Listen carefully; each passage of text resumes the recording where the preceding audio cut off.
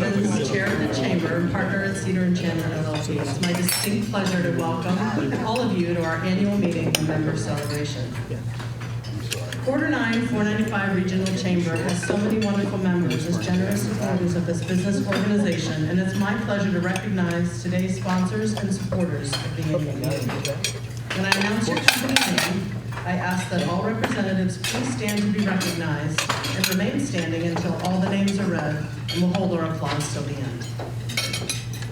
Contributing sponsors: Allen and Major Associates, Atlas Travel and Technology, Be Remembered.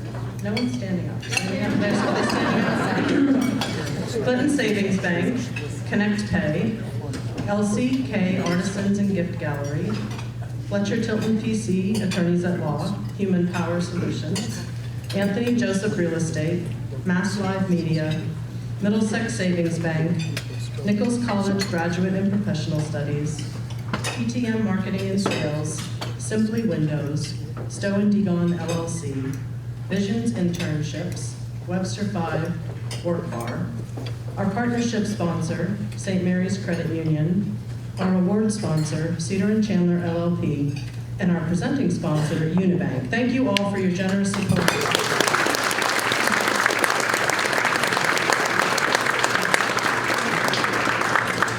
It's now my pleasure to introduce the presenting sponsor of today's breakfast to say a few words. Unibank has been the generous presenting sponsor of the Chamber's annual meeting for 3 consecutive years, and joining us to say a few words is their CEO, Michael Welch. Michael?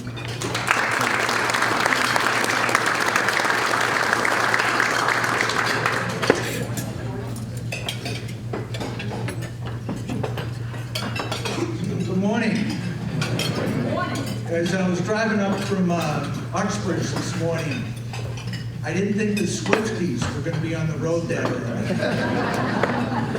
You know, as you can see, I'm probably heading to Foxborough later today. I don't think so.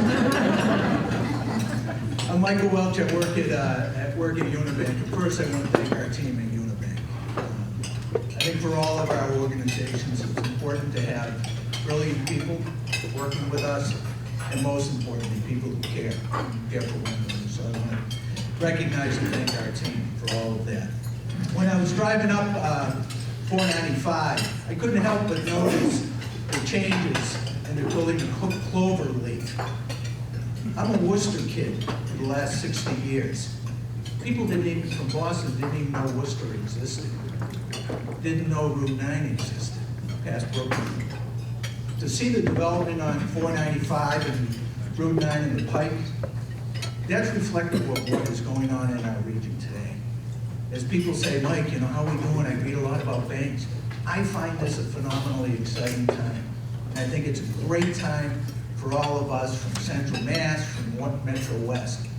This is our time. This is our time to develop, to grow as a region. And I think as a kid, and I think so many of us, grew up in the area, went to school in the area. This is our hometown. And it's a great time to be proud of where we're from, to be proud of who we are. And I think we've done this through partnerships. We're very blessed. I know Dr. Charles is speaking later this morning. One of our greatest initiatives in the last couple of years has been to partner up and be one of the founding partners of bringing Worcester Red Sox together. As a kid who grew up in Worcester in the 70s, there was a lot of fist fights and people didn't play well in the sandbox. And nothing got done in Worcester. And today we see the collaboration. We see people working together. So for us at Unibank, we're honored and proud to support the Chamber, to work with the Chamber, and to work with so many of you. It's an honor for us and it's a privilege for us. Thank you for having the faith and the confidence in us. I want to congratulate Alex Campersall, who's going to win an award later today, this morning. We reflect much of who we are. So thank you. Have a great morning.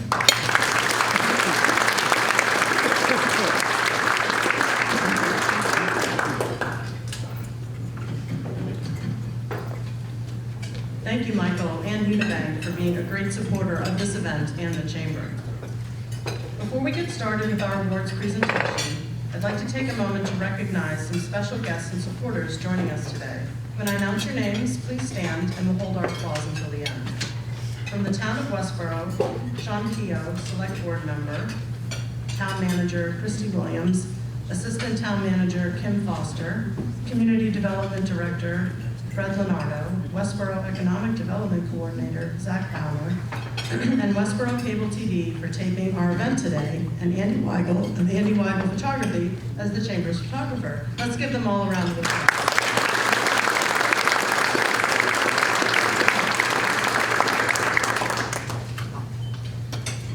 We are fortunate to have an incredibly dedicated board of directors, chamber staff, and volunteers who work tirelessly toward our goal of ensuring a stronger economic future for our members and our region.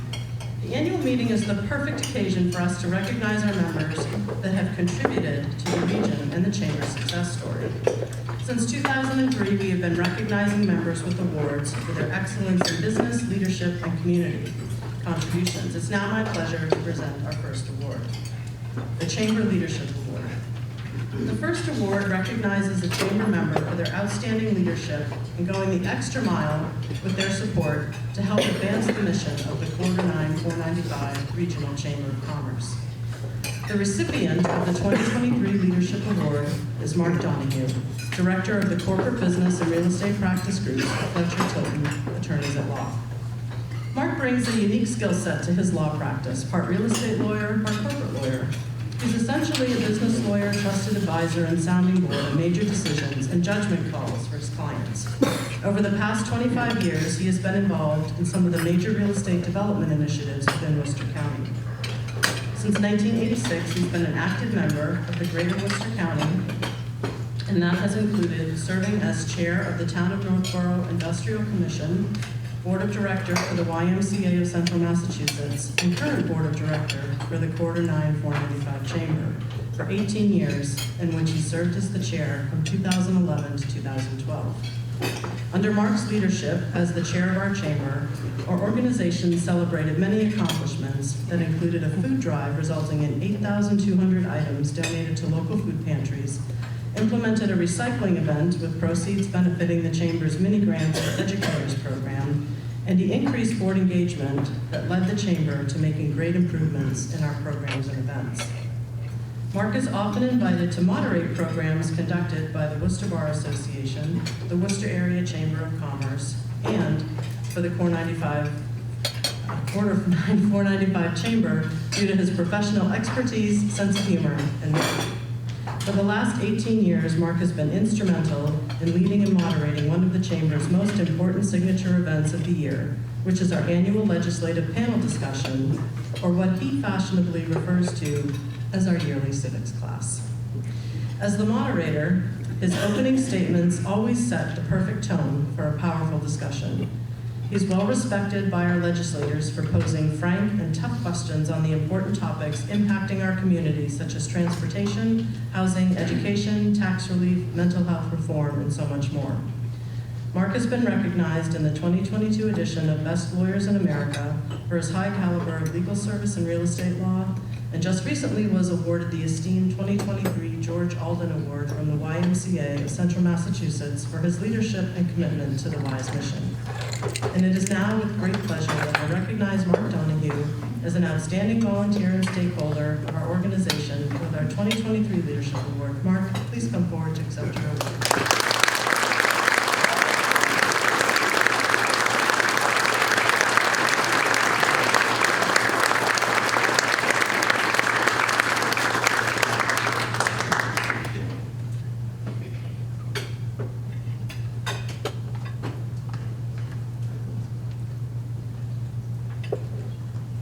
The Chamber Champion Award. The next award recipient we celebrate today is the Chamber Champion. The Chamber Champion Award is presented to a chamber member for being an outstanding business partner with the Quarter 9 495 Regional Chamber, and the award recipient is Cyprian Keys Golf Club. Dave Frem has always had golf in his life. You could say it runs in his family. As the general manager and owner of Cyprian Keys Golf Club, along with his parents, Bob and Liz. The truth is that Dave and Cyprian Keys Golf Club have always been a part of the chamber world since joining as a member 19 years ago. The Quarter 9 495 Chamber was the first chamber in Worcester County and Metro West to establish a young business professional program known as Hype 9. The mission of Hype 9 is to help young business professionals excel by providing a hub for them to connect and network with each other, plug into the community by performing community service, and participate in professional development opportunities. The Chamber assembled a team of young business leaders from our membership to help bring the Hype 9 events and programs to fruition, and Dave Frem served as one of the original steering committee members who helped launch this successful program 16 years ago. Not only has Dave provided his leadership over the years, Cyprian Keys has generously sponsored many chamber events, donated rounds of golf or raffle prizes, and has been the biggest supporter of our Women in Business program, better known as BFF for the Business Forward Females. In 2019, the Chamber was in search of a new home for our BFF monthly luncheons due to the immense growth of our program. After one meeting with Dave Frem, Cyprian Keys immediately became the new hosting sponsor of the luncheons, and their standard of excellence to providing a first-class experience has been unparalleled. The relationship and generous business partnership of BFF has only grown over the years with Cyprian Keys. The Chamber launched its first ladies golf clinic and outing with Cyprian Keys during the pandemic in 2020, when golf courses were considered a safe place to be. Due to Cyprian Keys' tremendous support, the golf outing is considered one of the new favorite events by our female membership, and we will be hosting our 4th event in late September. In March 2022, the Chamber launched its first annual wine and dessert tasting event in honor of International Women's Day, and once again, Cyprian Keys partnered together with the Chamber to create a successful and amazing experience that has become a new annual event of the Chamber. As you have just heard, Cyprian Keys Golf Club has been a generous stakeholder and outstanding business partner to the Chamber, and it's my pleasure to present them with the 2023 Chamber Champion Award. I invite General Manager Dave Frem to come forward to accept the award.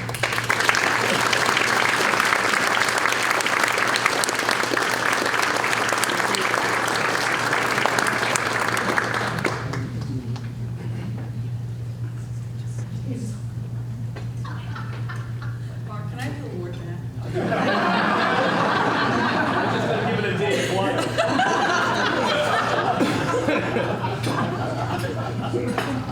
Gotta have a little humor here. That's right, enjoy it while it lasts.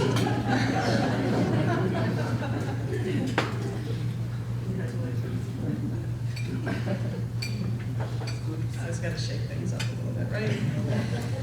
The BFF Leadership Award. Our next award celebrates an exceptional woman in business whose leadership inspires other females to achieve their full potential. Karen Henderson has been the general manager of Westboro TV for 9 years and has been at the forefront of showcasing the Westboro community in its government, public schools, sports, civic organizations, local business, chamber events, and our BFF monthly luncheons. BFF has hosted over 100 events since establishing our program in 2013, and Karen's commitment to broadcasting our events has helped bring a broader recognition to BFF and our mission for educating, advancing, and empowering women in business. She also invites many of her female interns from Westboro TV to join us at BFF events to introduce them to the power of our community of women. She's been instrumental in creating a business-focused series called Go Local that highlights local business in Westboro with a human interest chronicle-type format, and many of these businesses are women-owned and managed. She has worked with the Chamber to cover ribbon-cutting events highlighting businesses, and for the past 3 years, she's worked with the Westboro Economic Development Committee, creating video segments for their annual Business Award recipients. Within her community of Westboro, Karen's contributions include current president of the Board of Trustees for Project Graduation Westboro, a member of the Board of Directors for the Charlotte Spinney Vision Scholarship Program, and a member of both the Superintendent's Advisory Council and the Westboro Athletic Boosters Association. She was an elected member of the Westboro School Committee for 6 years and served twice as chair, and then completed a partial term when appointed by the Board of Selectmen to fill a vacancy in 2013. Over the past 20 years, she has made time to volunteer in classrooms, coach several youth soccer teams, and chaperone school events. Karen has been honored with awards that include the 2019 Civic Pride Award from the Westboro Economic Development Committee and the 2022 Good Scout Award from the Mayflower Council ESA for her exemplary community leadership, concern for the welfare of others, and a role model for all young people. As you've just heard, Karen is an accomplished leader, community builder, and humanitarian that has made significant contributions to the Chamber, her beloved town of Westboro, and to BFF. It is with great pleasure that I present the 2023 BFF Leadership Award to Karen Henderson, General Manager of Westboro TV.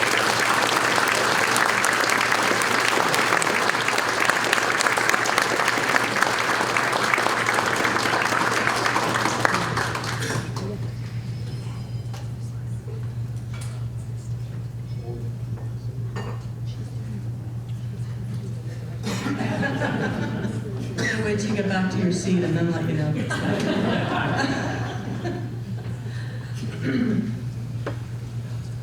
The next award to be given is the Young Business Professional of the Year Award, and I invite Heather Frachilli, the current chair of Hype 9, to the podium to present this award.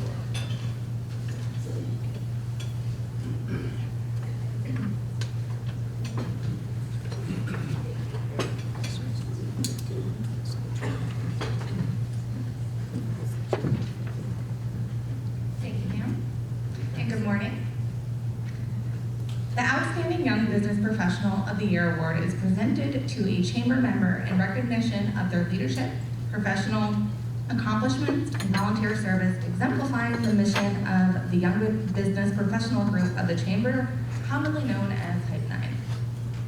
I am pleased to announce the 2023 award recipient is Alex Campersall, Vice President, Senior Business Banking Officer for Unibank. Alex grew up in the town of Natick and was former Bay State Conference All-Star in track and field in high school. He graduated from Springfield College in 2007 with a bachelor degree in applied science for business and managerial economics. His all-star athletic abilities continued throughout college and earned him the title of two-time All-American shot put champion. Way to go, Alex. It was not long after college that Alex found his passion and career in banking. He brings over 10 years of experience in the financial services industry, and in 2018 joined the Unibank team, where he has been promoted twice. He is deeply committed to the role and purpose the bank plays in the community and to helping small businesses develop and succeed. Since 2019, Alex has served as both board of director for the Chamber and a member of the Hype 9 steering committee at the same time. He takes a very active leadership role that includes planning and organizing Hype 9 events, personal outreach to other young business professionals to engage their participation, brainstorming ideas to help grow the young professional group, and consistently volunteers during events to welcome members or facilitate networking activities. Unibank is also a generous sponsor of Hype 9 and many of the Chamber's signature events. As a volunteer, Alex is always willing to offer a helping hand. He coaches track and field at his former high school, helped fill 22 bags of trash in Hype 9's Earth Day cleanup, held in Westboro, sold raffle tickets for the Chamber, related fundraisers, and annually volunteers in the Chamber Community Service Day on behalf of Community Harvest Project at Prospect Hill Farm. I'm so proud to share that due to Alex's effort and all the volunteers of our Community Service Day, 4,000 pounds of apples were picked, and over 3,000 pounds of apples were bagged and boxed to help with relief for local hunger networks. Ladies and gentlemen, it is with great pleasure that I present to you Alex Campersall, the 2023 recipient of the Young Business Professional of the Year Award.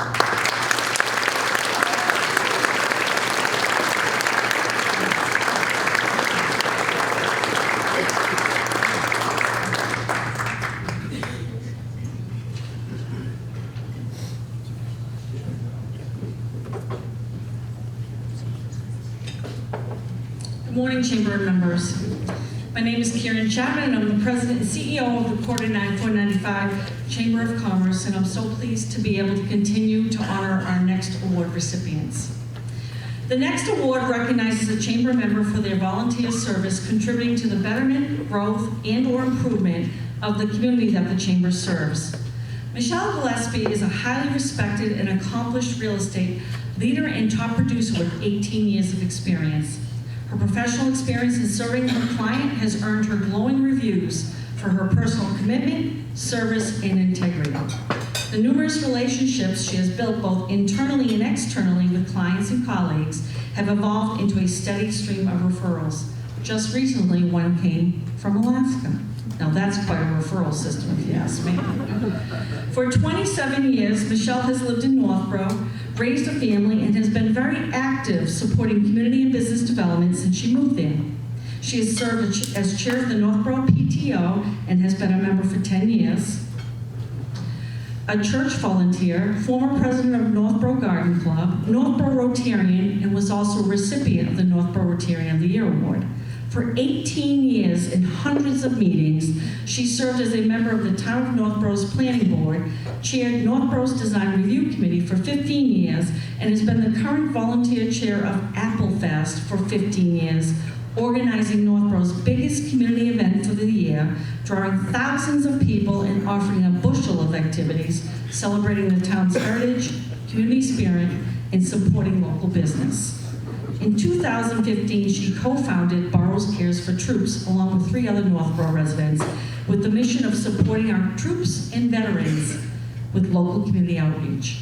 To date, their accomplishments have included sending care packages to deployed troops, set up Veterans Food Pantry, held a COVID-19 senior care package drive, and established the Hometown Heroes program, with banners displayed along Northborough Main Street honoring veterans and active military men and women in service. As you have just heard, Michelle Gillespie has been a caring, compassionate, and dedicated civic leader and public servant for the town of Northborough, and it is with great pleasure that the Chamber presents her with the 2023 Community Service Award. Michelle?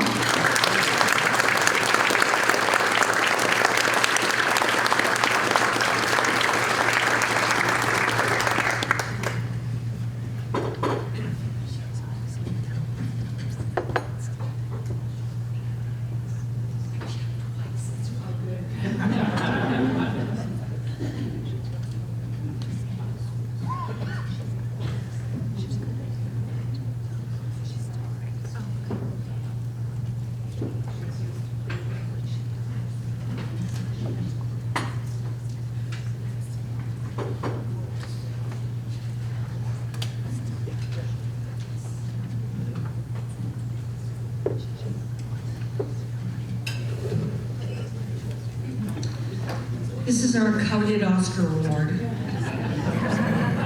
Very few get it. There are some people in this room who have it. And today is my great honor to present another one to someone very special in this room. Our next award is the Lifetime Achievement Award, and it recognizes a member for their legacy and leadership, volunteerism, and dedication to the Corridor 9495 Chamber of Commerce. This recognition award has only been presented to 3 other chamber members since the award program was established.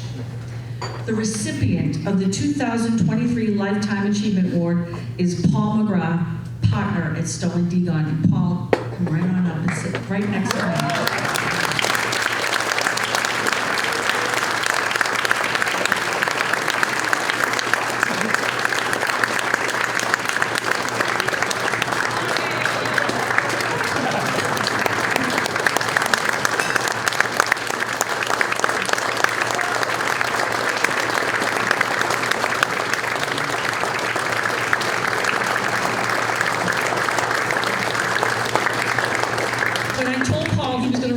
Award this year, he asked me what time the limo was going to pick him up.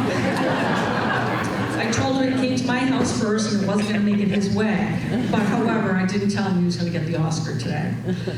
Paul McGrath grew up in Worcester, graduated from Holy Cross, and has been providing public accounting services for over 50 years.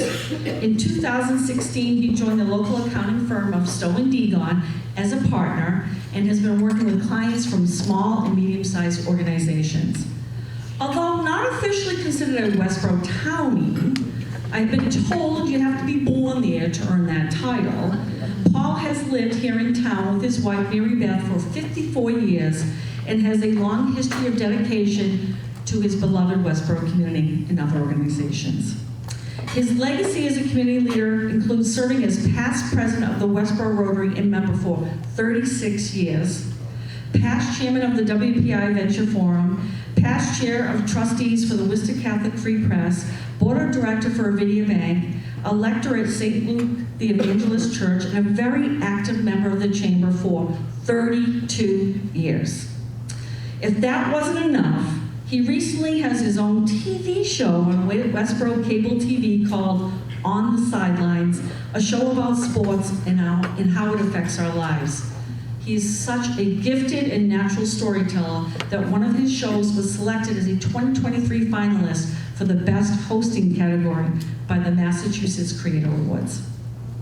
In his tenure with the Chamber, he has been the longest serving member of our board, which has been for 28 years, served as chair of the Member Services Committee, past chair of the Chamber from 1999 to 2001, a recurring volunteer for many of the Chamber's business, school, and community events, and my personal favorite, a fiscal falcon, served as our treasurer for 17 years and still continues to serve today as our assistant treasurer. One of Paul's many and proudest achievements serving in his role as chair of this chamber is when our organization underwent our first name change and rebranding in 2001, and due to the growth of this chamber. I can honestly tell you that I am forever indebted to Paul, too, for the name change, or we would still be calling ourselves the Westboro, Northboro, Southboro, Shrewsbury, Grafton Chamber of Commerce. Ladies and gentlemen, it is my honor and pleasure to bestow our coveted Oscar Award to Paul McGrath as our 2023 Lifetime Achievement Award recipient. Paul, congratulations.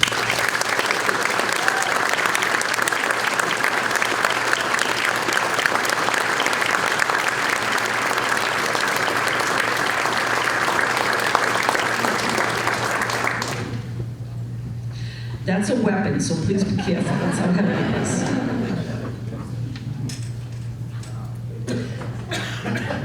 Congratulations to all our award recipients. Our next award being presented today is for the Large Business of the Year Award. The Large Business of the Year Award recognizes a chamber member with 50 or more employees for the significant role they play in driving the region's business and economic growth. For over 150 years, Avidia Bank has been helping local people and local business do their everyday banking and reach their financial goals. As a community bank, they have an outstanding track record for providing strong and efficient financial solutions to small and large businesses that include cannabis-related companies, vintage retail shops, Main Street businesses, dental practices, women and minority-owned business, and so many more. They are the bank that continues to respond to the ever-changing needs of the communities it services in.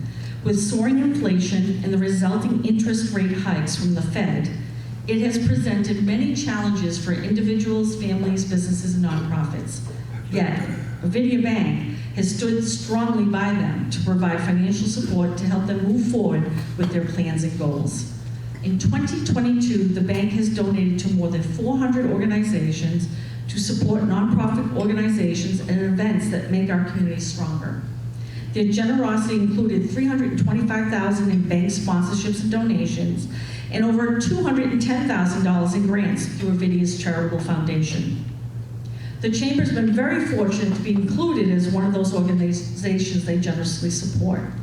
Over the life of their 44 years of membership, they are one of the first members to join this chamber. Multiple bank leaders have served leadership positions on our committees and board. The bank contributed hundreds of thousands of dollars in financial sponsorships for events that promote business development for our members, and they have been dedicated contributors to the Chamber's mini grant and scholarship program. Under leadership of President and CEO Mark O'Connell, Avidia has grown from a $120 million bank with 2 branches to a $2.3 billion full-service financial institution with 9 branches. Mark O'Connell is retiring in just a couple of days, capping a 35-year career with the bank. He joined what was then called Hudson Savings Bank in 1988 as controller, eventually becoming treasurer and chief financial officer. He has served as president and CEO since 2004 and oversaw the merger of Hudson Savings Bank and Westboro Savings Bank to create Avidia in 2007. Chamber members and guests, it is with great honor that we bestow the 2023 Large Business of the Year Award to Avidia Bank and invite Mark O'Connell to accept this award and ask all those representing the bank to please stand to be recognized.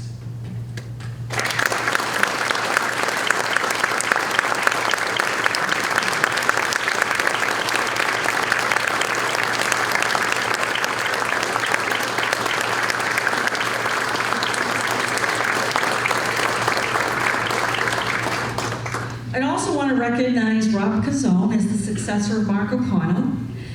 We welcome and congratulate you in your new position with the Avidia Bank and look forward to celebrating more successes of the bank. Congratulations.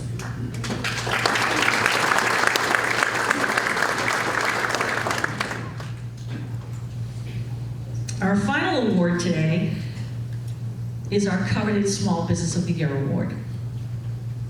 Flamework artist and metalsmith Holly Kenny has been creating artisan glass jewelry, giftware, and home decor since 2008. She started her professional career as a woman and children's health policy advocate and decided to leave her job just after her son was born in 2007. To get out of the house a little bit, she decided to take a class in lamp working, which is also known as bead making, at Worcester Center for Crafts. One class and she was hooked. And 3 years later, built a studio in the basement of her home, naming her business LCK Glassworks after Holly's oldest child's initials, LCK. Holly started selling her work at local craft shows and church fairs. When she sold her first piece of jewelry at an art show, it blew her mind that someone would pay good money for something that she crafted with her own hands on a torch. Holly then started participating in higher-end art shows and a couple of big trade shows every year where she would sell her work to other artists and galleries to sell in their stores. The business began to really grow, and it became time to move it out of the house, which was of great comfort to her family since there were beads everywhere and a kiln in the basement. In 2017, she opened her own brick and mortar studio and gift shop located at 2 Union Street in Westboro. Her studio is often referred to as a hidden gem in Westboro. However, she refers to it as her happy place. Today, Holly's work can be found at more than 50 shops and galleries across the country. She exhibits at artisan fairs throughout the East Coast and teaches both beginner and intermediate flame work and metal classes. She also teaches child, teen, and adult classes in her studio and at Snow Farm, the New England craft program in Williamsburg, Mass., and generally hosts and sells for 30 other New England homemade artists. Just recently, Holly made renovations to her store and rebranded the name of her business to LCK Artisan Studio and Gift Gallery to more clearly reflect her unique artisan studio and gift store boutique. On May 23rd, the Chamber will proudly celebrate the newly renovated store with her grand reopening and ribbon cutting of her 6th year anniversary in business at 2 Union Street in Westboro. In addition to Holly's time in running her small business, she's a great advocate for all businesses in Westboro and volunteers her time as a member of the Chamber's Small Business Owners Roundtable, sharing advice and problem solving for other small business members, a member of the Westboro Economic Development Committee, and current chair of the Westboro Cultural Council, and a member of the Arts and Common Planning event for 5 years. Ladies and gentlemen, once again, it's my great pleasure that we celebrate LCK Artisan Studio and Gift Gallery as the 2023 Small Business of the Year for her significant business achievements and contributions and leadership to her community. Holly, please come and to accept the award.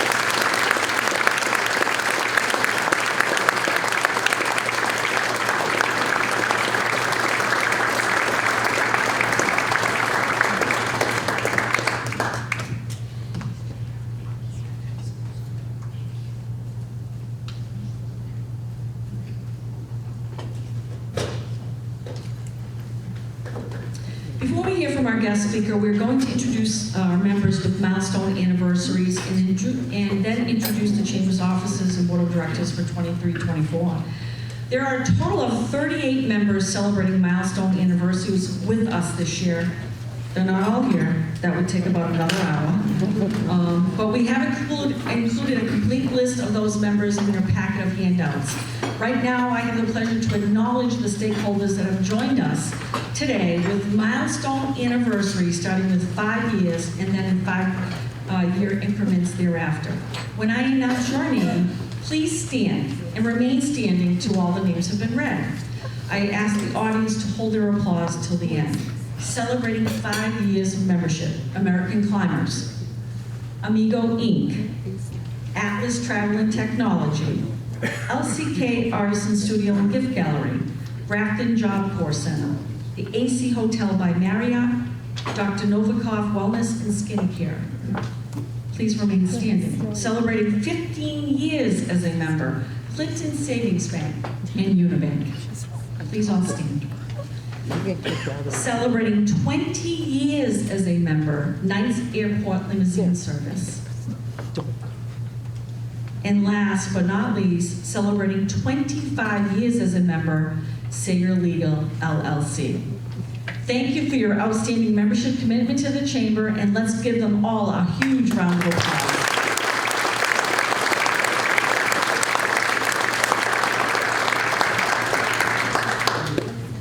I asked our members with milestone anniversaries, you'll meet Carlene Covino after the program over in that corner to get your photo taken so we can post you on our Facebook page. And thank you for your generosity for being a member. Since this event is about recognition, I'd like to take one moment to express my appreciation to all of you, our members, volunteers, the Board of Directors, for your gracious and generous support that does contribute to the success of this organization. You're the reason we are Chamber Strong, and I thank all of you for your unwavering commitment and support. I also want to take this time to recognize a Chamber member who is transitioning off our board since he is retiring in July. Howard Grossman is chair of Grossman Development Group and has enjoyed a 40-year career in the real estate industry. He has served as a board member for 7 years and has played a major role on the success of the Chamber and the economic development of our region. He is responsible for redeveloping the former Spags property to what is known as Lakeway Commons, a generous supporter of our scholarship program, and his company just acquired the Bay State Commons Shopping Center in Worcester with the goal of creating a compelling downtown destination and gathering point for Worcester and the surrounding communities. Howard, please stand so we can give you a round of applause for your generous contributions to the Chamber, leadership on the board, and economic impact you have made on our region.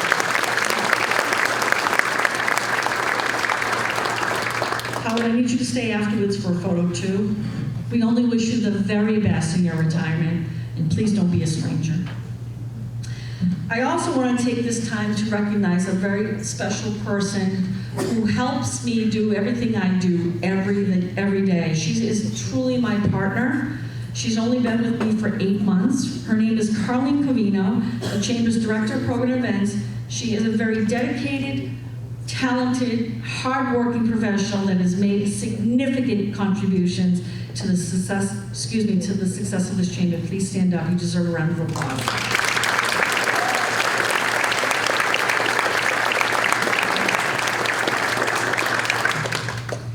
And finally, I want to personally thank Pam Stevens as the chair of this Chamber for her tremendous leadership and guidance for the last 2 years, and invite her back to the podium to present her final remarks as the outgoing chair of the Chamber.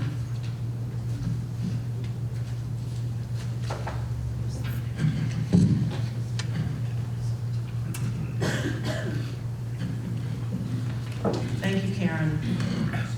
The secret of business, especially these days, is to focus relentlessly on your unfair advantage, the thing you do that others don't. That quote is from John Woolwagon, an investor and business advisor, but it speaks directly to who we are as the Quarter 9 495 Regional Chamber of Commerce. We hear so often from our members and others that attend our events that our events are the best of any chamber in the region. Just yesterday, Karen told me that she received an email from a woman in Brimfield asking to join the chamber because she's been told we are the chamber to join. And she's been told that BFF is pretty awesome and she can't wait to start attending those events. And I think the thing that we do that other chambers don't do that puts us ahead of the game is we focus on our members and our mission as a chamber relentlessly. Like so many other businesses, we have spent the past 2 to 3 years rebuilding, and with full credit to Karen and her team, we've done a great job. I'd like to highlight a few of our successes over the past 2 to 3 years. Our past 3 golf tournaments have been the most financially successful to date. At our Business Expo this year, we were back to record attendance, and this event is still the largest event of our chamber showcasing business in our region. Over the past 2 years, we awarded $32,600 in scholarships to 24 students. Our newly minted Ladies Golf Outing and Clinic has sold out each of the past 3 years. Attendance at educational seminars broke records with attendance since moving those programs online, offering valuable information to run thriving businesses. Since the beginning of 2023, we've seen a surge of attendance at networking events with our business community eager to get back to networking and build relationships, complete with handshakes, not elbow bumps. We implemented an additional community service program organized by Hype 9 with Earth Day cleanup. We've established a signature International Women's Day event within our highly successful women's networking program, BFF, the Business Forward Females, and we've seen our BFF numbers climb to nearly the same level we had in March of 2020. At this year's legislative breakfast, we hosted nearly 100 people to have conversations with our legislators on important issues such as transportation, housing, and sustainable energy. Our holiday snowball networking event in December brought one of the best attendances in the past decade and offered over 80 raffle prizes showcasing the best of business in our region and the best ugly sweater contest you've ever seen.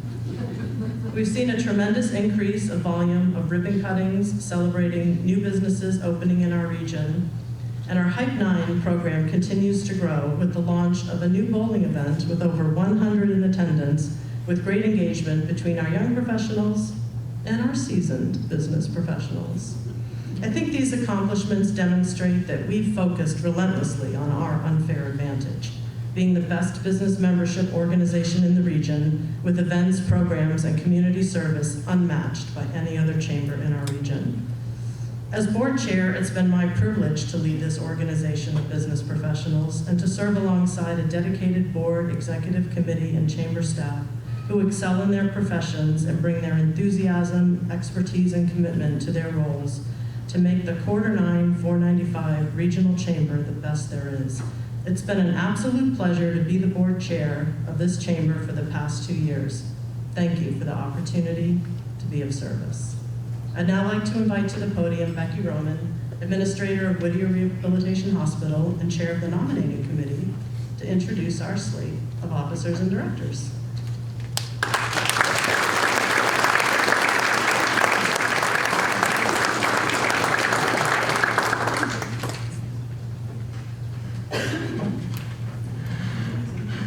Good morning, good morning, good morning.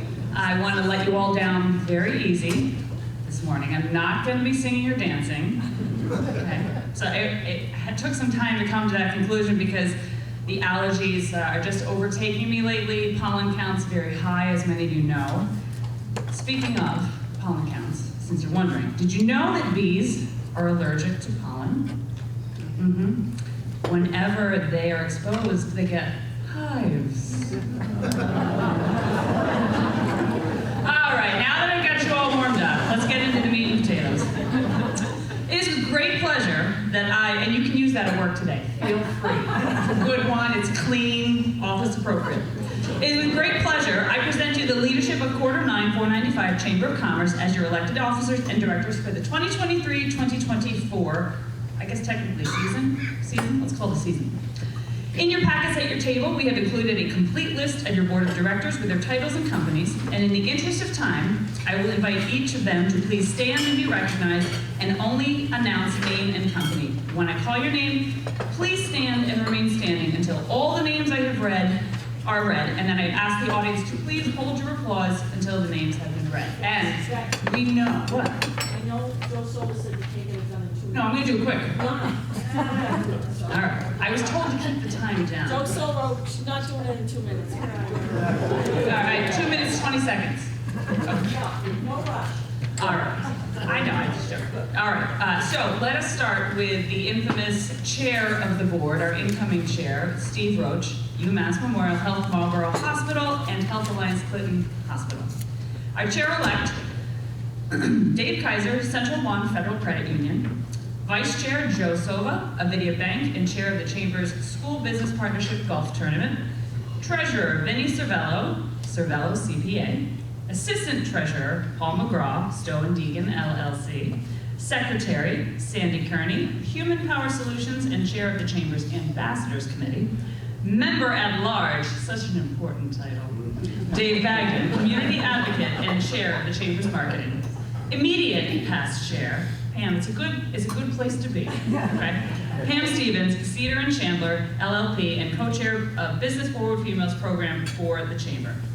Now, renewing a one-year term as Board of Directors, we have, drum roll please, Steve Anderson, Webster 5, C.J. Boker, American Climbers, Chris Coughlin, Coughlin & Companies, Cherie Camo, Consigli Construction, Donna Cox, Cox Tutoring Group and Chair of the Chamber School Business Partnership Committee, Andy Davis, Worcester Regional Airport, Mark Donahue, Neighbor Extraordinaire, and Fletcher Tilton PC Attorneys at Law, Wally Dwyer, Main Street Bank, Chris Egan, Caruth Capital, Heather Forchilli, Central One Federal Credit Union and Chair of the Chamber's Hype 9 program, Brian Ganger, James and Ball and Company, Peter Gardner, Curry Printing, Michelle Gillespie Realtors, KW Pinnacle Metro West, Megan Jackson, M. Jackson Accounting and Bookkeeping, Alex Campersall, Unibank, Denise Kapulka, Nice Airport Limousine Service and Simply Delicious Catering, and also co-chair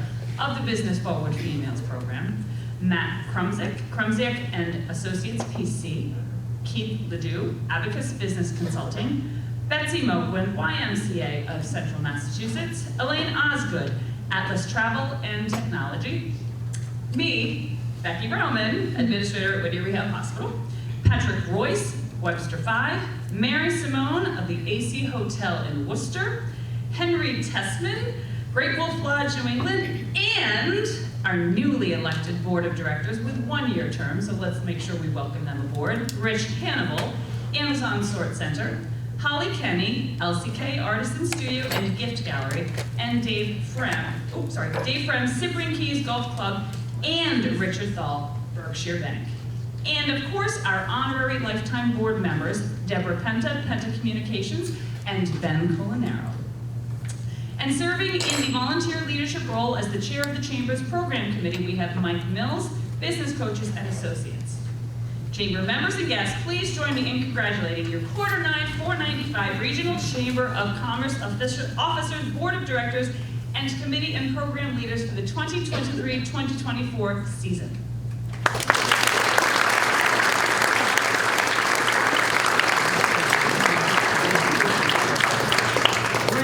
3 seconds. What, 3 minutes, 3 seconds? That's not bad. It is now my pleasure to introduce to you their new chair of the Quarter 9 495 Regional Chamber, Stephen Roach. Steve is the president and CEO of UMass Memorial Health Hospital, Marlborough Hospital, and Health Alliance Clinton Hospital. Too many titles, but a great guy.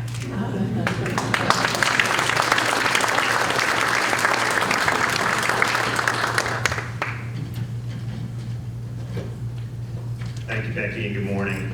First and foremost, for those of you who know me, I'm not a big speech person, so I will try to keep it quick, keep it short, and keep it to the point. So when I was looking at the schedule and looking what we had to do tonight, I looked back at a few things. I always like to look at the internet and find out words and get definitions. So I looked up chamber and commerce.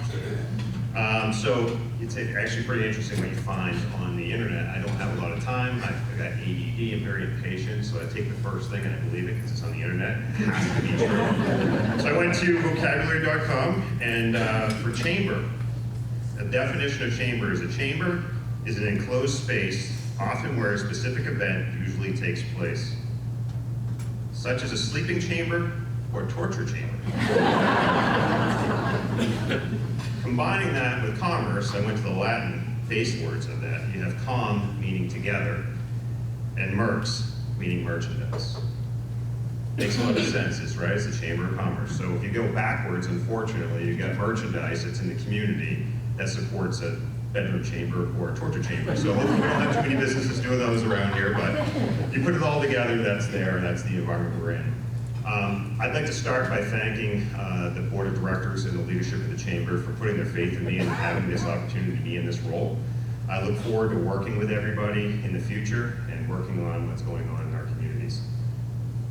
My speech is short. I break it down into 4 things for the chamber. The first one being community. Community is what we are. We live in an unbelievable community. We serve an unbelievable community. We have lots of great things here. We have great businesses. We have small business, big business. We have outdoor activities. We have access to everything. We have transportation, hospitals, hotels. What a wonderful place to be. It's a great opportunity. And I do think we're set up well for the future because people want to live here. It's a fantastic place. You can find a house, you can get land, you can get a condo, you can get a lot of different things.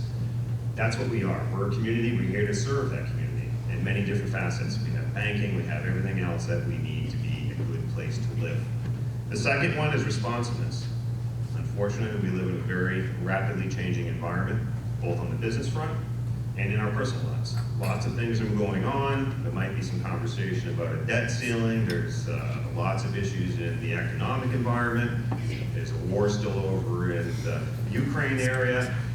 So there's a lot of things going on. So why do we have to be responsive? We need to be responsive to those changes because everything that goes on has a reaction. Anything that happens in our community has a reaction. We've got a lot of mass shootings across the country, creates lots of stress and anxiety in communities, schools, businesses, everywhere. We need to be able to respond to that, and that's what the chamber's here for. We're here to support you all in your businesses and what you need, both in the times of growth and the times of stress. So that's what we're going to be focused on, and we'll work forward for that. The next one is action, and this is where I implore all of you. Please be engaged in the chamber, and that engagement is not just showing up to events, it's talking to others who are not members.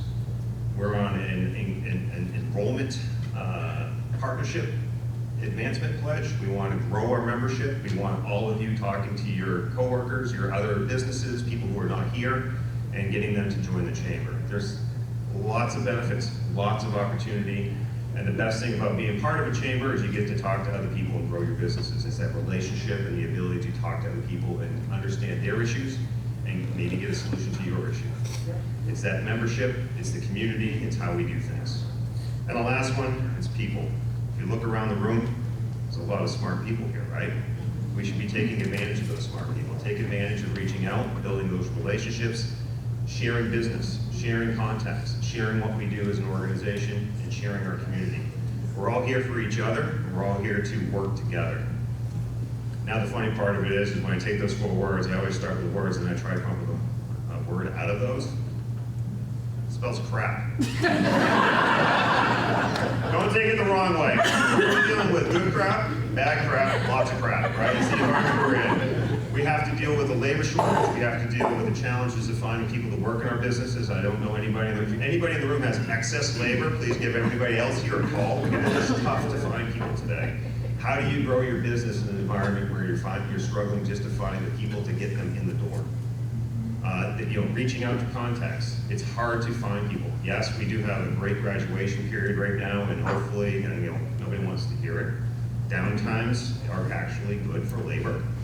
It's an opportunity for people to come back to work. Those people who thought they had enough to retire may not have enough to retire.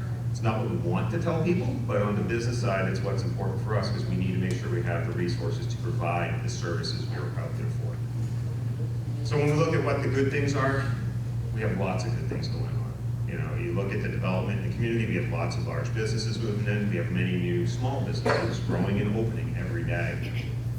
And as the chamber, we're out there. I was already at 2 ribbon cuttings in the last 2 weeks. It's fantastic to be out there. Please take advantage of that. I'm looking forward to working with everybody and being available. Unfortunately, I'm in a hospital. Probably not the best place to be working these days, but it's just the environment we face, but we love doing what we do. We love having the healthcare system in the communities to treat your employees and provide them the opportunity to be healthy and moving forward. So, keeping it short, I'm really looking forward to my next 2 years as chair, and I'm looking forward to working with everybody here and meeting all of you, those who I haven't met. Many of you have already met, some don't want to meet me, that's okay, that's how life goes, but I'm looking forward to spending my time trying to grow the community, working with Karen in the chamber to move our organization forward and grow our community. So thank you, I appreciate this opportunity.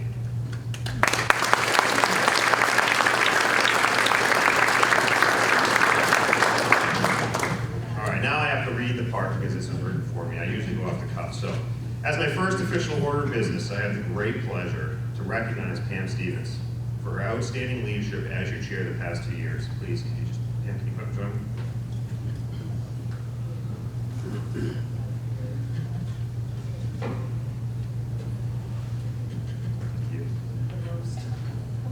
I don't think it's a roast. We could make it. Pam, we want to thank you for all the time, talent, and hard work you dedicated to the chamber. Over the last 2 years, your high level of attention, care, and strategic support to this organization was unlike no other due to the challenges brought on by the global pandemic. The first year was very challenging, and thank you for that. You have an unfailing passion for our mission, and despite any challenges, the chamber has celebrated many successes and achievements. Please accept this award as our token of appreciation for your leadership. We're so happy that you will still have your wisdom, ideas, and experience on our board to help continue to move our organization forward. And I'm looking forward to having you on there to guide me as we move forward in the next 2 years. So I just want to say thank you.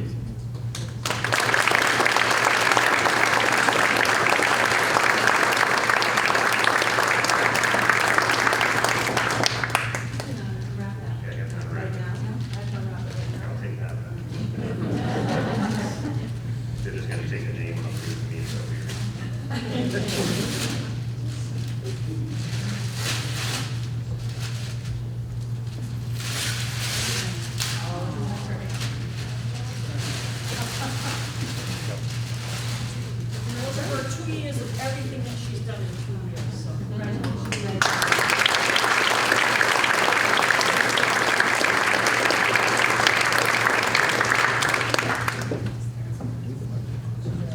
So do we have to have Becky sing now? So Dr. Steinberg is not yet here, so I don't know what we want to do. Do we just raffle, maybe raise some money? Yeah. Well, I guess we'll just take a little coffee. Yeah, tell me.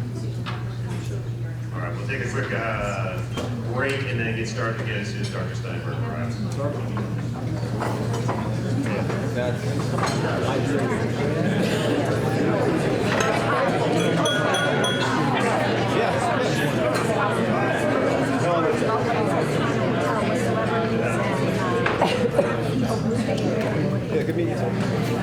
Well, you know, I just talked about transportation, but apparently it's not great in Massachusetts. We had an accident on 495, on 290, so sorry about that.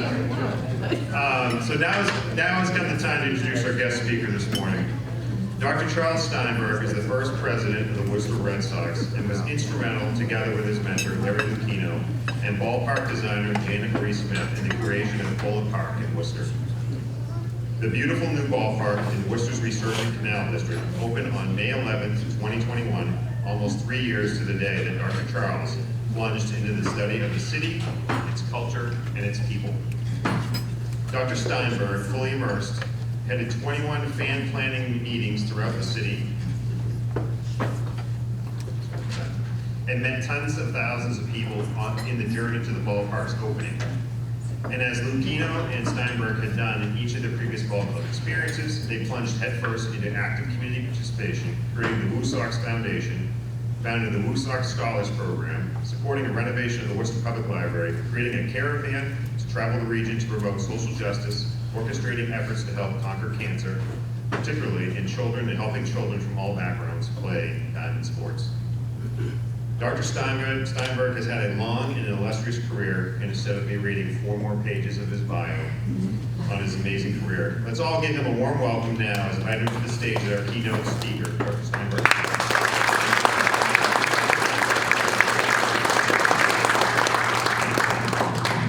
Good morning. I came to tell you how easy it is to get from here to Worcester. But I guess from Worcester to here is not as easy. So I apologize for running late. Left right on time, everything was fine. Then, yeah, there was something involving a tractor trailer. I think everyone was okay. But on 290, so I have no credibility now. I can't tell you. It's just an easy 22-minute drive. But I am excited to be here today. This is a part of the area that's been interesting since we joined the Boston Red Sox in 2002, so 21 years ago. The study of the whole region, I'll call it New England, it's been fascinating because this part, the Route 9 corridor, can easily get overlooked at the Boston Red Sox, and I think we did that a lot. We were there, quite a time, if you're familiar with the Red Sox, coming in 2002, and drama in 2003, and heroics in 2004.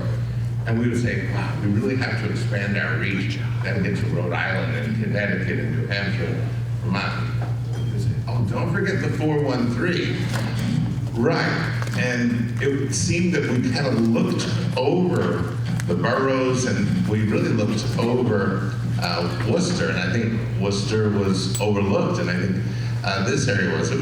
We drew fans from here at Fenway Park, but our outreach was anecdotal more than a strategic push. Larry Lucchino, who I've worked with now for over a 44-year period, not all 44 years, saying we've got really rabid fans in Rhode Island. And so you would do things for Rhode Island. You would have these areas of market focus.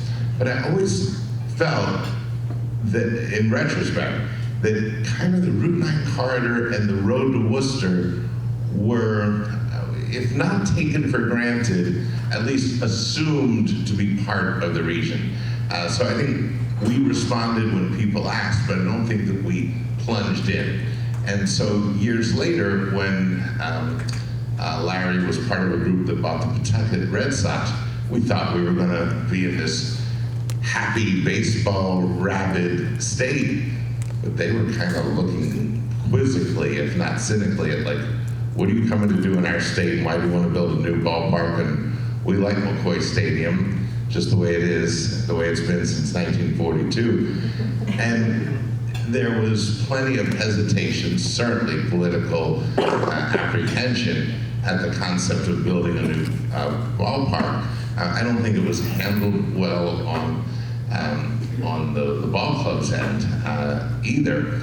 And when I was still happy at the Boston Red Sox, and Larry said, I think I'm going to need you in Pawtucket. I said, okay, fine. So, here we go. And the governor of Rhode Island said, you're not going to get a new ballpark here in Providence. And I said, well, to Larry, well, that's fine. Let's start from the beginning and listen to people. Go around to towns and hear what they have to say. Well, it wasn't. Wow, that's great. We have Larry Lucchino, the president and CEO of the Boston Red Sox, who ended the curse and brought this whole team, brought in Theo. It wasn't like that at all. It was like, why are you here? What do you want to do to us? So we nonetheless still got a deal done in Pawtucket with the mayor of Pawtucket, who's wonderful, Mayor Grebian. And we committed and announced that we were staying 30 years and living happily ever after in Pawtucket. Announced that on May 16, 2017. Pending legislature approval. How big can those words be? Well, here we are. So, Worcester was the exact opposite. It was I told Larry, I said, I feel like we're Dorothy landing in Munchkin Land. Oh, thank you, we welcome you. And Larry said, could you come up with a more masculine example? So, but the reception has been so wonderful, so gratifying, so reassuring, so welcoming. And it goes in concentric circles. It's Worcester for sure. There are 9 cities and towns, 9 towns that abut Worcester, 14 that abut those. And we're just working our way in concentric circles through the area. Michael, you're everywhere. Good to see you. And it's been this most delicious journey because every town has its own character. Every town has its own story. You hear what brought people together in this town. And in the boroughs, it's kind of our next frontier. And I came out here and saw what a magnet this is in the winter for kids playing hockey. I mean, oh my God. I'm like, whoa, here's where all the kids are. Can we just bring our mascot Smiley Ball and have them just stand there? And you know, that's a whole marketing program done in a day. So we're fascinated by what makes each town its own and what gives each town its distinctive flavor. And that's all part of outreach. That's what we've done at the Baltimore Orioles, the San Diego Padres, the Red Sox. I went to the Los Angeles Dodgers. It's just what you do. It's human. Then we now add the dimension of, if you come to us, we'll celebrate your town. And so that's why we have these town takeovers, because all of our invented ceremonies before the game, from an honorary bat boy or bat girl to certainly a serious one, singing the national anthem, to a ceremonial first pitch, a second ceremonial first pitch, a third ceremonial first pitch. Why they don't call them first pitches? So to presenting the game ball to the mound, all have opportunities for grassroots connection. And my love of baseball stems from how deeply personal it is. It is in the family at the youngest of ages. It's not a movie you go to see.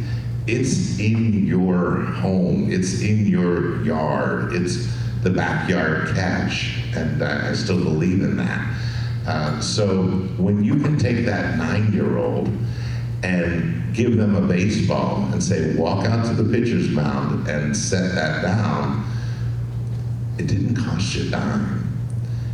It was going to happen anyway, and yet you sanctify the moment, and that 9-year-old remembers it forever.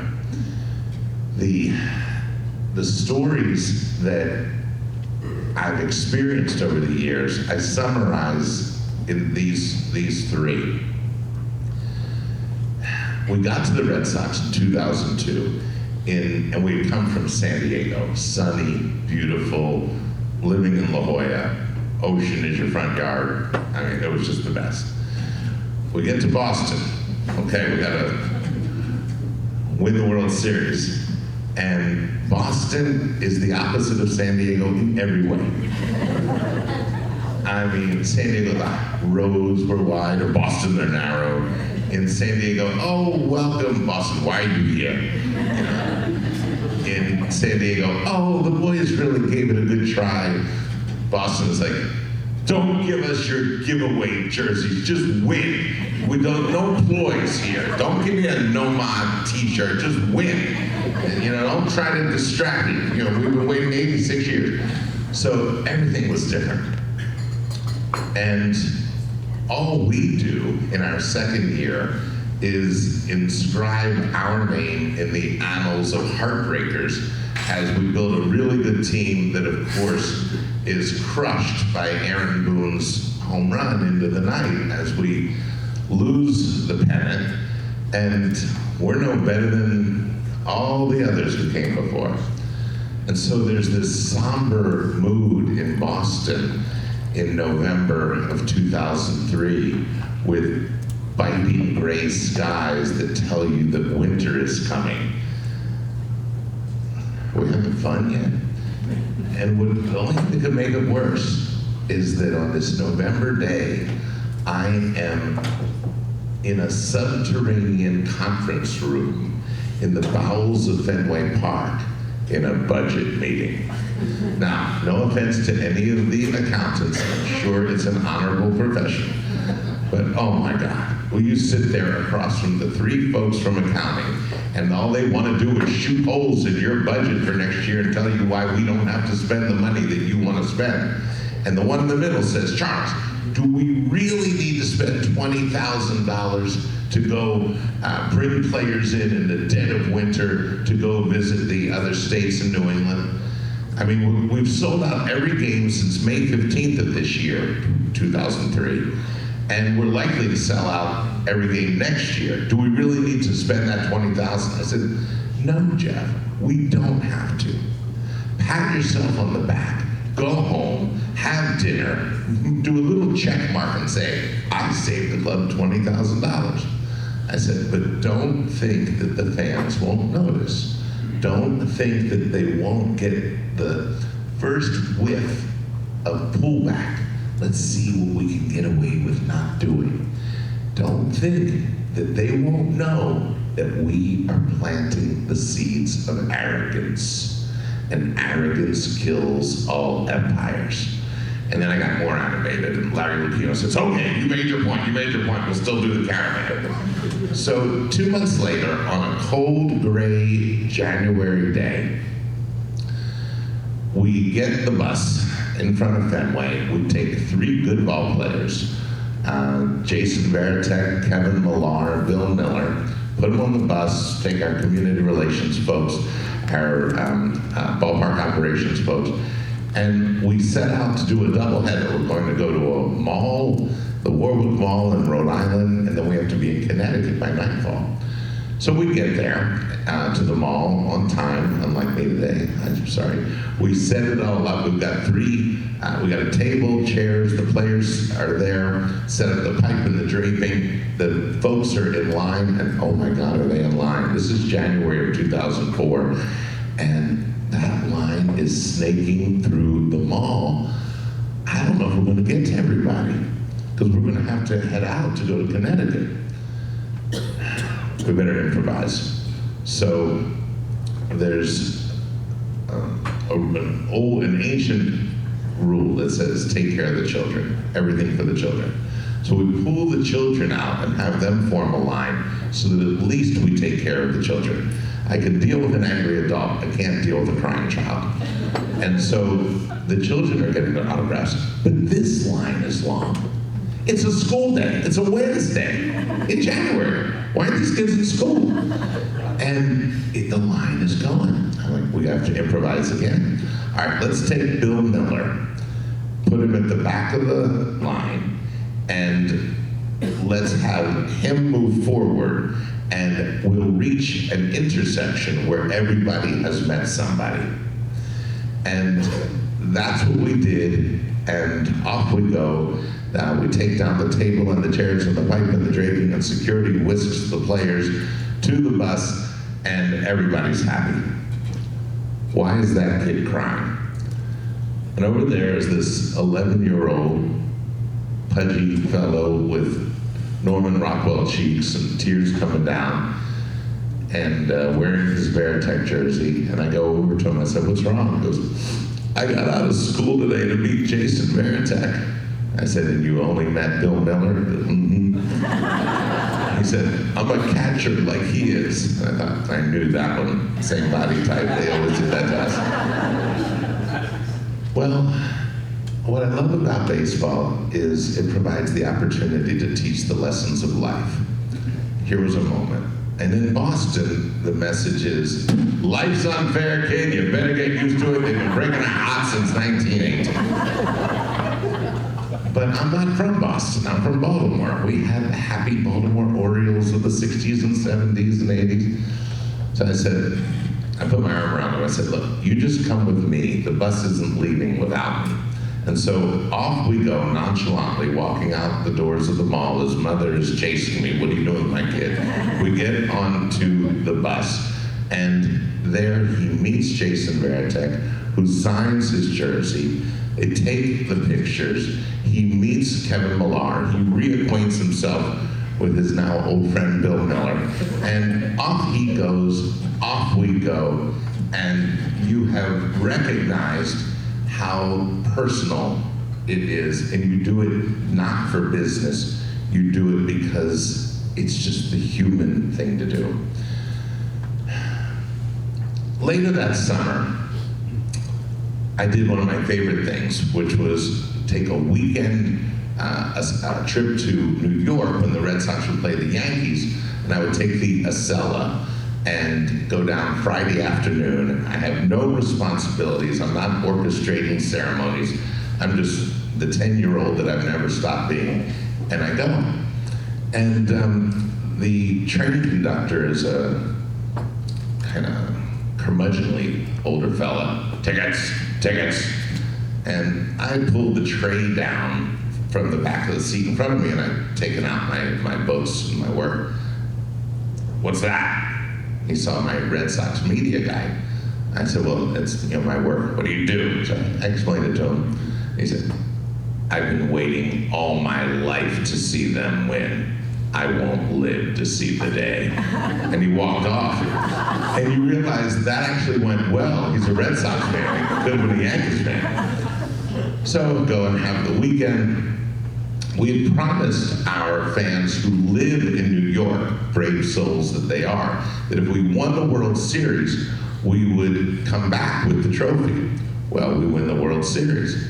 So on a cold November night, about November 10th, I think it was the day before Veterans Day, here we go again. The community folks, the ballpark operations folks, we've got the trophy. You can't tell it's a trophy. It's in a giant footlocker. Big black and silver anvil case, and we get on the train to go down and take the trophy to New York. And behind the last seats of the car is an open area for bulky luggage. Well, we take up the whole space, but it fits perfectly. The whole footlocker uses that space. Down the aisle comes the conductor. Same conductor. And he says to our security people, you can't put that there. And then he sees me, and he looks back. And he looks at me and goes, is that what I think it is? I said, it is. He said, can I see it? I said, you can. So we open the case. He holds the trophy. We photograph him holding the trophy. We then photograph everyone else on the trophy. And he said, I said to him, would you like to come to opening day next April when we present our players with their rings? And he said, can I bring my son? I said, you can. So I took down his name, didn't remember it, but we did it. And but over the winter, I was aggregating the photos of everybody who touched the trophy because we took it everywhere, as you may remember. And the magazine that you get at Fenway Park, Red Sox magazine, has photos. The cover, I had a mosaic, small photos of all these people who had the trophy. And I remembered my little conductor friend, and I made his one of the pictures. So that's what you do. It's personal.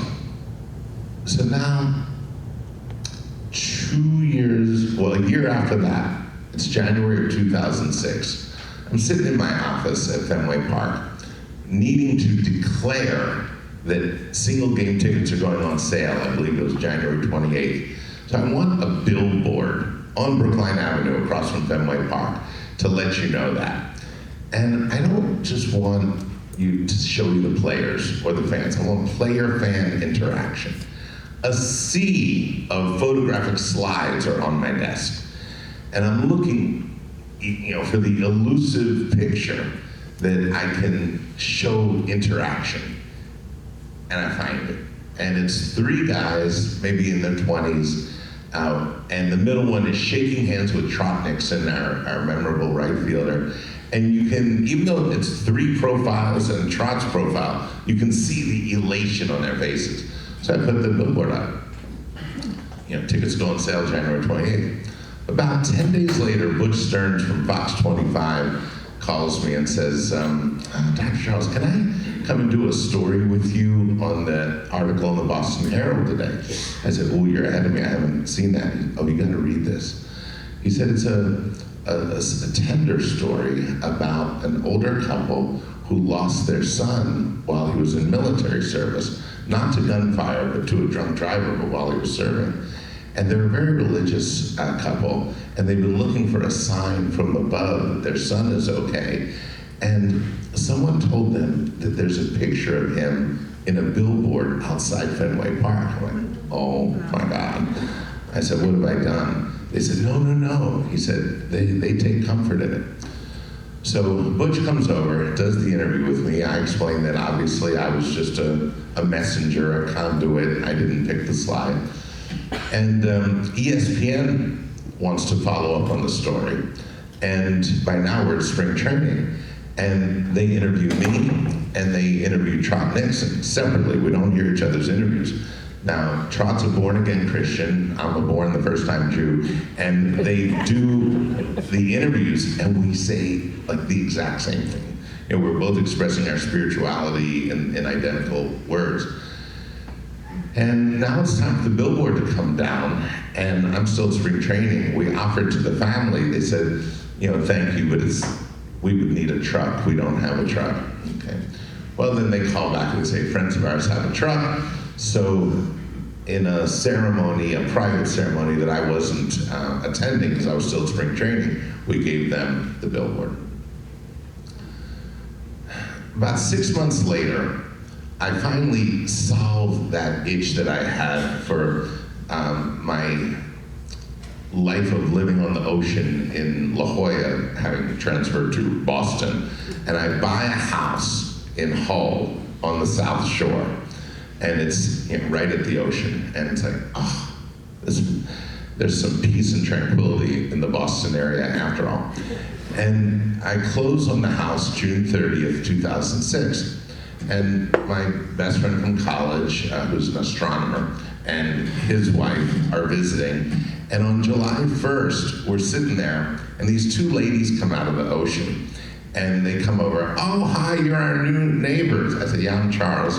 Well, I'm Julie, and I'm Mary, and we're part of the Clancy's from Quincy. And our mother is the matriarch of 10 children, and we all share the beach house next door. I said, great to meet you. And the next day, July 2nd, a fella comes out of the ocean. I heard you met my mom and my aunt yesterday. I said, right. I said, you're a Clancy from Quincy. Yeah, I'm Robbie. I said, I'm Charles Steinberg. I hadn't said Steinberg the day before.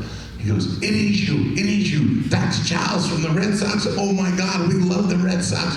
Oh, they've been so good to our family and our friends. You're gonna tell me that Larry Lucchino's gonna sit out here and talk baseball with you? I said, yes, that's the plan. He said, look, tomorrow night, we're having a bonfire. July 3rd, not July 4th. And why don't you come and meet our family? I said, I would love to, thank you. July 3rd, sun goes down. It's really dark when the sun goes down on the beach. But there is this gorgeous bonfire.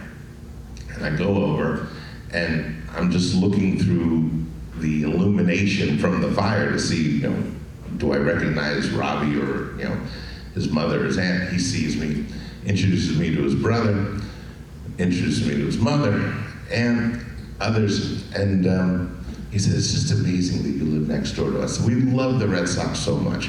They've been so good to our family and our friends. And he said, it's just amazing, with the poster, Trot Nixon. I said, with the what? He said, with the Trot Nixon poster. I said, what do you know about the Trot Nixon billboard poster? He goes, well, yeah. Well, that's me and my brother in the picture. I'm like, what? He goes, well, yeah, that was our buddy, was the one who died in the Navy. And that's me and my brother on each side of him in the picture. I said, that's you? He goes, yeah. He said, and it was the best thing you did for that family. And they didn't have a truck. to get the billboard. I had the truck. That was you? And you're my next door neighbor? And he goes, yeah. You're like, how does the world work? So this man comes over, right there, and he says, I've been wanting to say hello to you. You earned a good name in our community. I said, oh, thank you. I said, you're a Clancy from Quincy? He goes, no, I'm Martin Cohen from Randolph. Okay, didn't see that coming. He said, you earned a good name at our synagogue, Beth Am. I said, thank you, but why? He said, we were friends with Larry Solomon.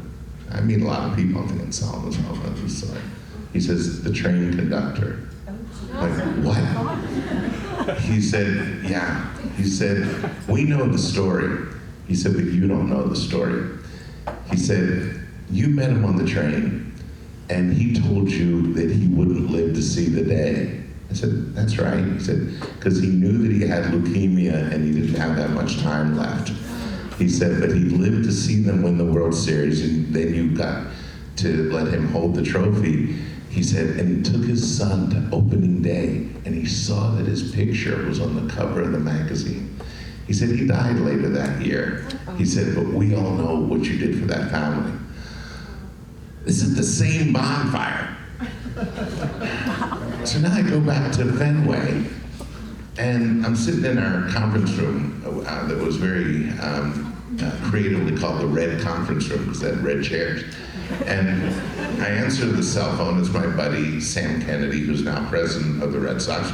We've been together a long time. And he says, are you here? I said, yeah, I'm in the Red Conference Room. He said, can you come to the Green Conference Room? Green chairs. So I go across the hall, and there are these three gentlemen from, like, Central Casting couldn't have cast businessmen better. You know, dark suits, salt and pepper hair. These gentlemen are from Gulf Oil, and we're trying to sign them to a very lucrative deal to put their logo in foul territory on the Green Monster, but they don't want to sign unless they meet you. I said, well, I'm very flattered. I said, but I'm not David Ortiz. And the one in the middle said, no, but let me tell you who I think you are. 2 years ago, the Red Sox had a caravan to Rhode Island. I said, that's right. He said, there was a little boy. I said, wearing a Veritech jersey. He said, that was my son. He said, you don't know the impact you had. He said, self-esteem is a point of vulnerability no matter your age, no more so than for an 11-year-old child. And you changed my son's life. He went to school the next day. He had the pictures. He had the autographs. He was the king of the class. You changed my son's life. He said, there's nothing I wouldn't do for the Red Sox. I just wanted to meet the people who changed my son's life. Okay, so I then go off to the Los Angeles Dodgers. I'm there for 2 years. I go work for Commissioner Seelig, who I love. Sacrificed his own personal image, but I learned that he's really a funny man. I come back to the Red Sox, and Larry Lucchino's all excited because it's 2012 and it's the 100th anniversary of Fenway. And he says, a friend of mine from Princeton does those great National Geographic documentaries, and it cost us a fortune, but he's doing a documentary on the 100th anniversary, so I'm going to take you to the screening. I said, okay, we get in the car. I'm glad to be back with Larry. We're catching up. Didn't even notice where we're driving. It's one of those W towns west of Boston, you know, Weston or Westwood or Westboro, I don't know. We get out of the car, and as we go through this glass door, I said, by the way, where are we going? He said, oh, the underwriters of the documentary, you know, cost 6 figures. And I said, who did that? He goes, Gulf Oil. And as we walk in the door, there's my old friend. He says, Charles, welcome back to the Red Sox. You know, my son still follows your career. He said, I told you there was nothing I wouldn't do for the Red Sox. 1 year later, I'm sitting at my desk at Fenway, and our HR person sends out little thumbnail sketches on our summer interns. Little picture, name, what college, favorite Red Sox memory. They're all the same at this point. Winning the 2004 World Series. When we won the 2004 World Series, breaking the curse. When I was a little boy, there was a caravan in Rhode Island. Oh my God! And into my office comes this now college student, but still with the cheeks, slender now, and I meet him, and he goes, I always knew there'd come a day that I would meet you. He said, so I've been carrying these. And he pulls out the photos from the day where he's with Jason Veritek. And we still keep in touch to this day. So all of my experience in the cold, hard world of the baseball business that has led me here today and has led to this appreciation of the personal kindness, warmth, and friendliness that Worcester and the concentric circles have embraced us with, all come from the knowledge that the only thing I know about business is it's all personal. So I'm glad to meet you, glad to see you. I've got presents for you if you ask easy questions. Well, there are probably some bad ones in there if you ask hard questions, like a Yankee keychain or something. But again, thank you for welcoming me, and let me answer any questions you have, and I've got a present for you for everyone you ask. Thank you.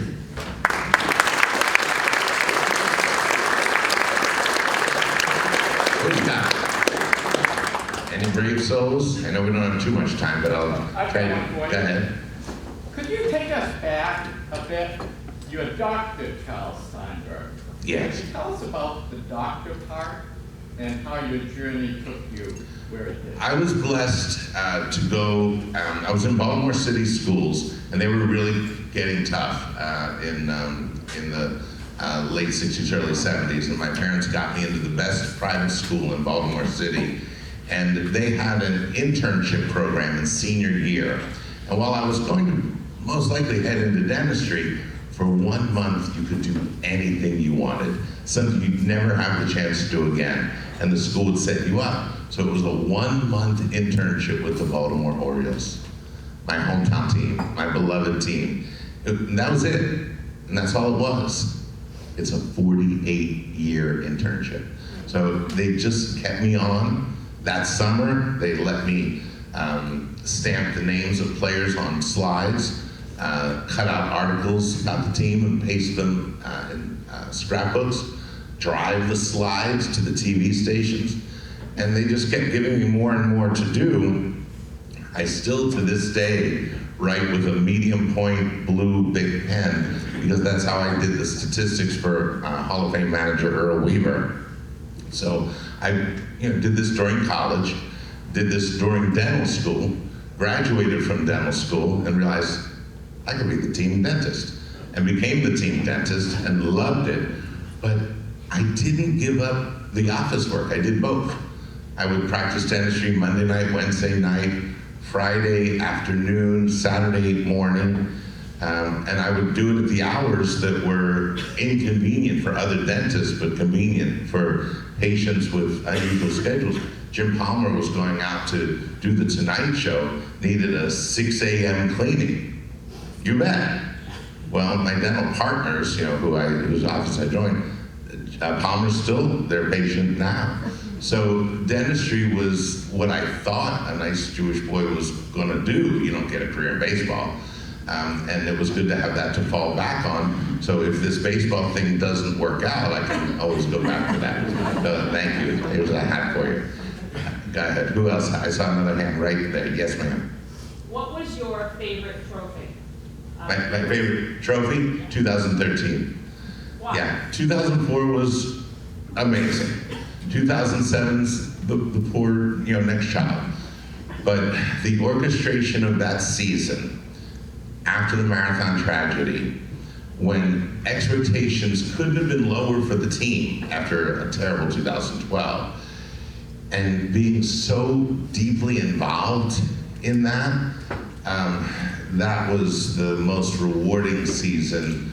Those were the most important ceremonies, and you remember the famous ceremony, and the morning of that ceremony, April 20th of 2013, we had written it over the previous couple days, but it was gonna be too heavy. How can you play baseball after this ceremony like that?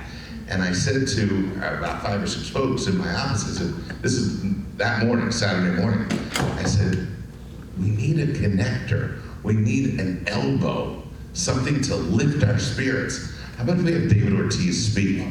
And Pam Ken, my colleague, who's a real tough Boston area spirit, says, Charles, you ask Ortiz to speak. He's liable to drop an F-bomb. I said, you think so? She goes, oh, I know. So, and Sarah McKenna goes, oh, no doubt. Well, you know, it would, I'm not saying that was a spirit, but he was a spirit. So Sarah walks down the hall. Unbeknownst to me, Lupino just got off the phone with Susan O'Malley, the president of the Washington Wizards, and an old-time friend of his. And she had just said to Larry, you should have a player speak. So Sarah, not knowing that, says, Charles wants David Ortiz to speak. And Larry said, I was going to say the same thing. She said, well, I said, he's liable to drop an F-bomb. Larry goes, good, tell him, it's fine. And so another Sarah Stevenson, now Sarah Narachi, had the task of approaching David. He goes, I don't think so. You can say what you want. I don't know. You can drop a bomb. He goes, really? I might do it twice. So we were shocked, but we weren't surprised. But that day started a season-long series of tributes, and it gets back to this theme. I mean, you know how personal it is, and then, you know, you do. Everybody has their stories. My assistant, Jackie, she was Jackie Dempsey, now Jackie Wilt, is the daughter of the Boston Globe high school softball coach of the year, Jack Dempsey, not that Jack Dempsey, but Jack Dempsey, in Medford. Jackie says to me, the Medford softball team won the championship. Can we honor them? I said, sure. So we pick a day, late May or June of 2013.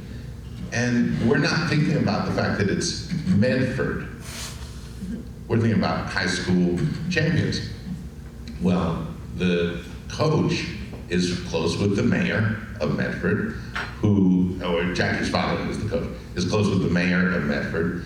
The mayor says, I talked to the family and they'd like to be there. The family? Crystal Campbell's family. She was from Medford. And this was going to be their first public appearance. And we just recalled this story, as you'll hear in a moment. And Crystal Campbell's mom throws the ceremonial first pitch in front of the Medford High softball team, where her late daughter was an alumna. And the father and Crystal's father and Crystal's brother are standing there. And Johnny Gomes, who I could do a whole nother session on of how remarkable he is and how remarkable he was in 2013, he's the catcher. And the mom throws the pitch, and he catches it, and he embraces her, and she smiles, and her son says to me, that's her first smile. You're like, holy shit, what are we doing here? You know, we're providing something that is a therapeutic substrate for people when they're ready. We didn't hasten anyone's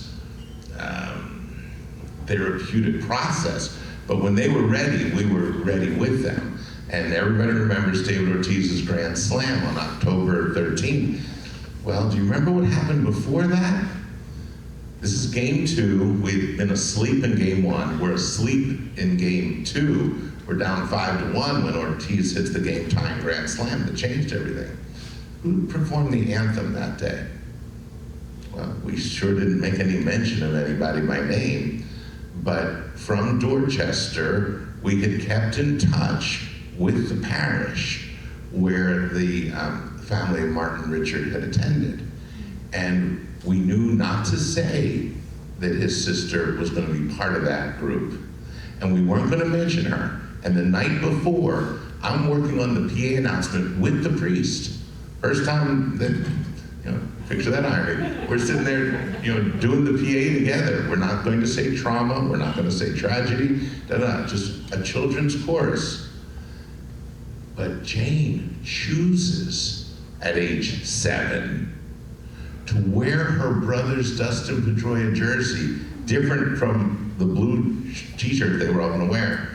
Now, she had lost her leg. She's got a prosthesis. And she wears either shorts or a skirt so that you can see it. And she stands in front of the group. We don't say a word in the PA about it, but everybody knew. And there was this gorgeous community electrical current that went through because everybody knew who that was without anybody saying who that was. And that was the anthem that day. And if Bill Richard, Martin Richards' father, walked in here today, because we've had this conversation, in his mind, there is no doubt that there was divine orchestration that day. It's raw, it's tender, it's as personal as you get. And when we did the parade, the rolling rally, I know the drill. The morning after you win the World Series, you're at City Hall at 10 o'clock for a meeting, and there was Mayor Menino, and he said, okay, pal, what do you want to do? I said, Mayor, I want to stop the parade at the finish line and pause, because in Jewish culture, even in the most joyous occasion, like a wedding, you smash a glass, because for one moment, you acknowledge the pain predecessors, ancestors have endured. Only then can you now fully celebrate the moment. Don't overlook it, don't pretend. So let's pause for a moment and then celebrate this. Well, you can do that, but you guys had a hell of a year and I want it to be joyous. I said, that's the only way it really can be joyous. You have to say, I know what's going on here. So we paused the parade. Johnny Gomes, again, Jared Saltolmachia, they were the ones who said, let's do a Boston strong jersey. They come down, each a gray jersey, white jersey. Johnny Gomes tenderly puts the jersey in the World Series trophy on the finish line. That's all him. That was a total improvisation by him. And then we celebrate. And I said to him a few weeks later, and he was just at Polar Park, so we reprised the conversation.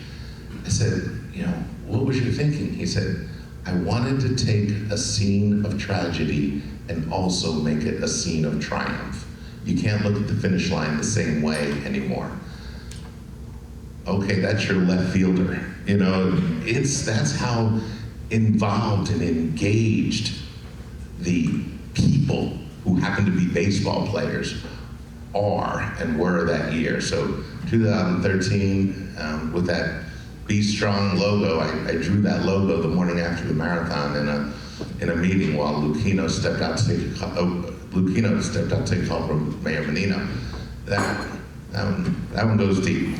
All right, that was a nice question, so you get something nice. You get a smiley ball hat. How about that? All right, I don't know how we're doing on time yet. One more? Okay, we'll do one more. Yes. Polar Park is just named #1 for minor league ball. Thank you for saying, all right, you get the whole bag. Can you talk about the park and what it was to the community? I just loved it. It's the baby of the family, and it's, but it was entirely an integrated process. The 21 fan planning meetings, you go and you talk to people, and you say, what do you want? Do you want a green, Fenway replica? No, we want our own thing. It's Worcester. We're our own city. We want blue, not green. Okay. When they said, well, you put a monster in left field. Well, the earth doesn't call for that.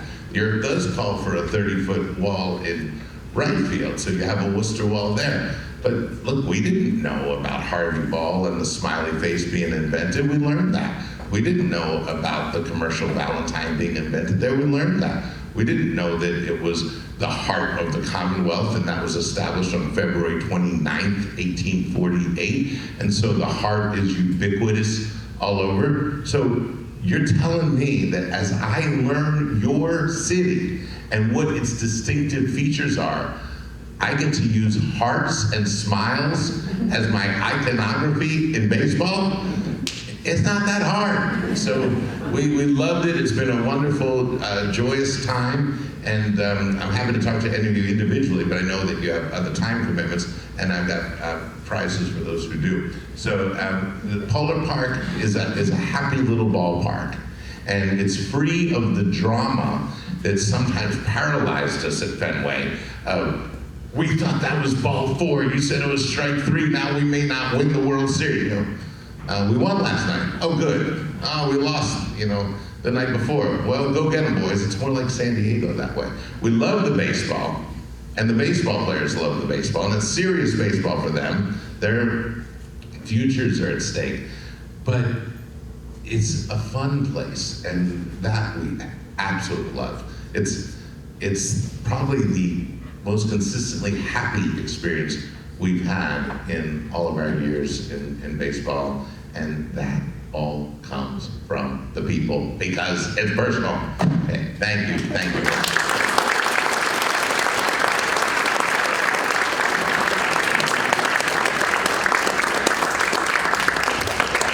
Lifetime Achievement Award winner. All right, you get more than Worcester the Wild Dog, but that's a start.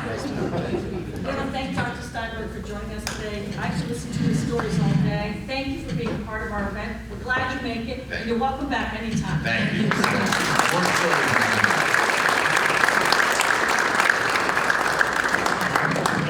Dr. Steinberg would love to talk to any of you. Okay, award recipients. Everybody needs to head to the right-hand corner.